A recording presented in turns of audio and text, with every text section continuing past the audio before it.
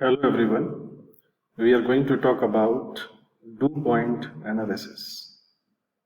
So in the 1920s, the management at Dew Point Corporation developed a model called dew point analysis for a detailed assessment of the company's profitability. It is a tool that may help us to avoid misleading conclusions regarding a company's profitability.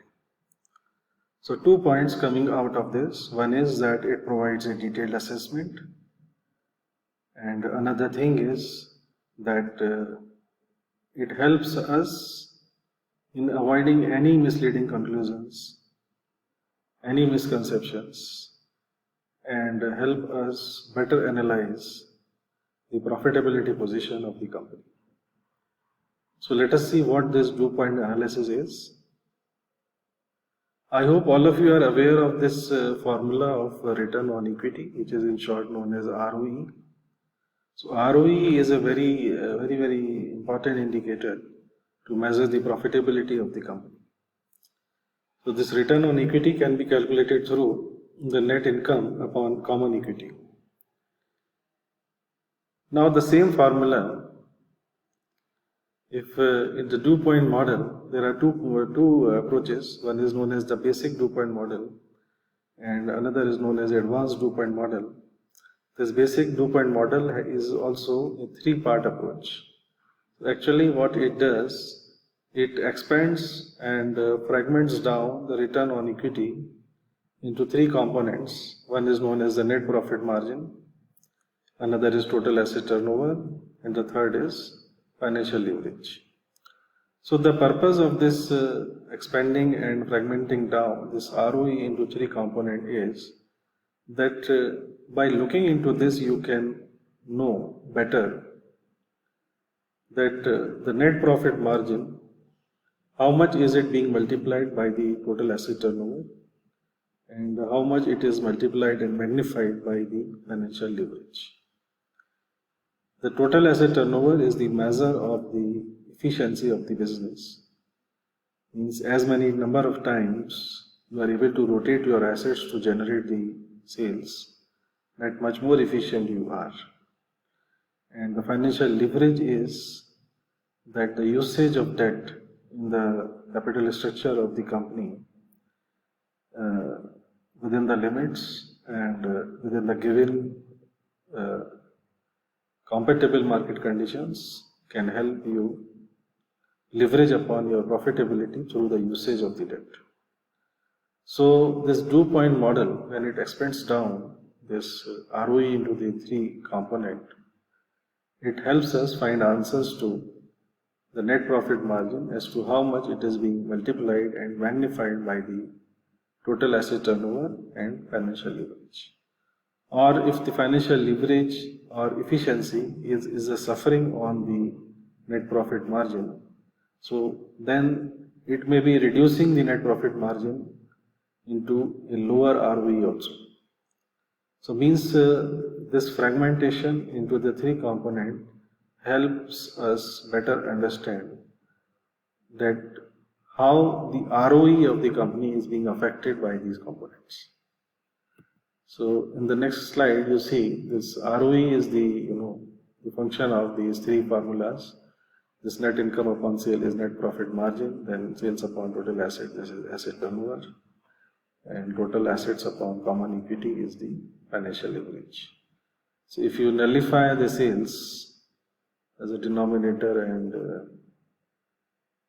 numerator, and similarly the total assets, if you can nullify, then what remains is the same formula of return on equity, that is net income upon common equity.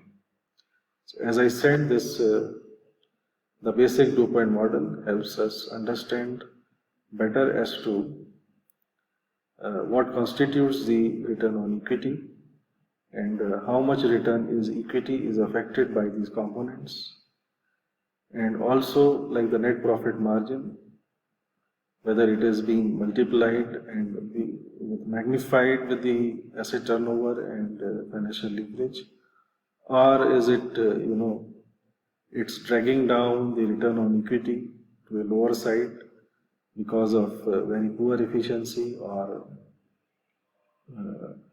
undesired financial leverage, too much financial leverage.